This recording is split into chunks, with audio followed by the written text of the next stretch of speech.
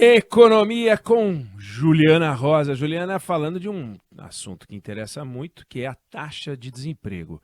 Juliana, conta para nós. Novidades nesse campo também, não? Continua notícia boa aí nesse campo de trabalho, viu, Eneg? Boa tarde para vocês aí, boa tarde para Débora, Fábio, boa tarde para o nosso ouvinte. O IBGE divulgou hoje cedo a PNAD contínua, que é a pesquisa que mede a taxa de desemprego do Brasil e mostra mais uma queda, está agora em 7,8% no trimestre que se encerrou em agosto. Eles sempre pegam 3 meses, né, e vão comparando com os meses anteriores, e a gente vê esse processo de redução da taxa de desemprego do país. É a menor taxa de desemprego desde o início de 2015. Então, de fato, você vê que houve uma melhora no pós-pandemia e num ritmo até maior do que se imaginava, porque a economia, embora tenha crescido mais esse ano, ficou um crescimento muito focado em agricultura, que é um setor que gera pouco emprego, tem muita máquina e, de qualquer maneira, a gente vê que o mercado de trabalho ele está surpreendendo para melhor. Na parte de serviços, principalmente, restaurantes, bares, viagem, e também na parte de comércio. Construção civil começou a aparecer também, gerando mais mão de obra esse ano. Então, surpreendeu mais, porque é uma economia que ficou muito focado o crescimento ali no agro, né? E depois que os outros setores começaram a dar uma melhorada, principalmente essa parte de serviços, que é a que mais gera emprego, mas, de qualquer forma, não se esperava que houvesse uma geração, uma criação de empregos no ritmo que a gente tem hoje. Até porque esse segundo semestre agora, a economia perdeu fôlego, você tem um endividamento muito alto, né? Agora vai começar a ter os efeitos maiores do programa Desenrola, do governo para pagamento de dívidas. Então, a economia deu uma freada boa agora terceiro trimestre. E quarto trimestre agora, que a gente começa a entrar a partir de amanhã, é que começa a ter uma expectativa um pouco mais favorável de desempenho econômico. Então, Ineg, é interessante a gente ver que o ritmo de criação de emprego, ele continua aquecido, ele perde força em relação ao pós-pandemia, né, ali o próprio começo do ano, mas ainda assim ele se mantém em patamares acima do que se esperava.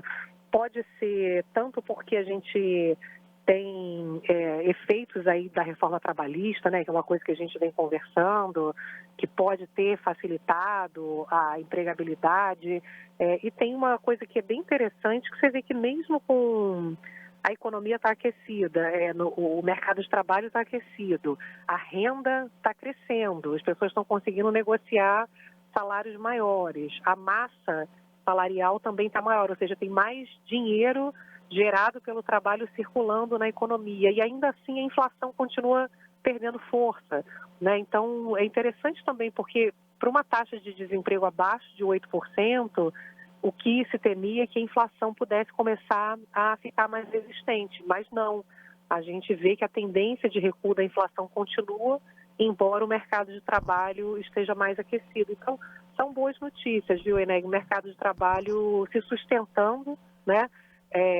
Embora a economia não esteja aí tão pujante nessa parte de geração de vagas, né, de economia, como a gente gostaria, claro, né? As pessoas ainda estão muito endividadas e não sentem que a situação está boa, né, do orçamento e tal, mas o mercado de trabalho está dando uma boa sustentada nessa percepção de dificuldade financeira, mesmo que é a realidade da maioria, né? Sem dúvida. E o nosso desafio no mercado de emprego, ele é constante, né, Juliana? Porque tem o desafio quantitativo, que você está falando de um número que tem a ver com quantidade, e tem o desafio qualitativo, né? São os nossos desafios para melhorar a mão de obra, para ter empregos melhores, empregos de salário maior, de maior qualificação. Esse é um desafio constante, né, Juliana? Pois é, a gente está discutindo muito, né, coisas mais macro, né? A gente está falando muito de dólar, de emprego, né? A gente está muito focado nessas discussões de equilíbrio fiscal, enfim, são as discussões digamos assim, mais importantes do ponto de vista de sustentação da casa, mas tem todo esse trabalho de poder arrumar a casa que passa necessariamente por usar o dinheiro público de uma forma efetiva, como, por exemplo, em educação e treinamento de mão de obra para as novas tecnologias, né? Então, eu, inclusive, na semana que vem, né, já dou um spoiler, no meu programa Economia para Você, eu vou fazer uma entrevista com o Sérgio Firpo, que é secretário do Ministério do Planejamento, que vai mostrar para a gente um trabalho minucioso que está sendo feito de olhar toda a política pública, o que está sendo gasto, e ver se esse dinheiro de fato está sendo bem utilizado.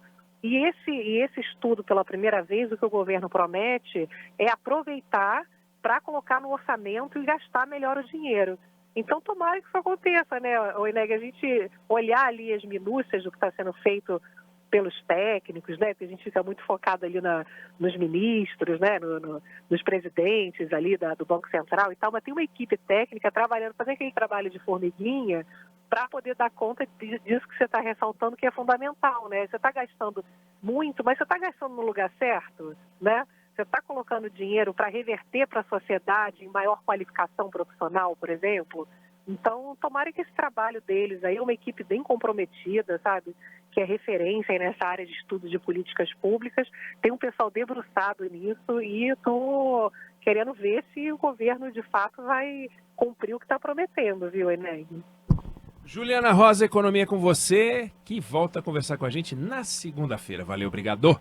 Um beijão.